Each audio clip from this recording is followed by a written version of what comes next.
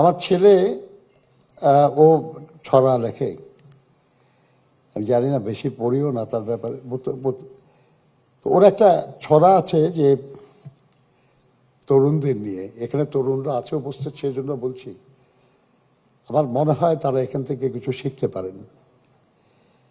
ছড়াটা এমন: জি হুজুরের মার্কা গায়ে কেমন করে সাঁটি, রক্ত দিয়ে কেনা আমার বাংলাদেশের মাটি, সেই মাটিরই আমরা ফসল, নোংরা শেকড় বাকর না, মুখের উপর বলতে শিখুন আমরা কারো চাকর না।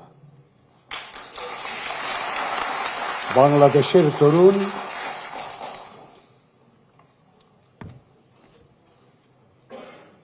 দুঃসাহসের বারুদ দিয়ে মস্তিষ্ক ভরুন। আর কতকাল, আর কতদিন থাকবে মাথা নিচু, আর কতদিন চলতে হবে আপোষগুলোর পিছু।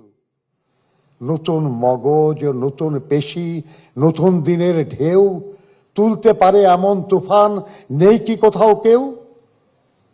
বাংলাদেশের তরুণ লাল সবুজের পতাকাটা শক্ত হাতে ধরুন।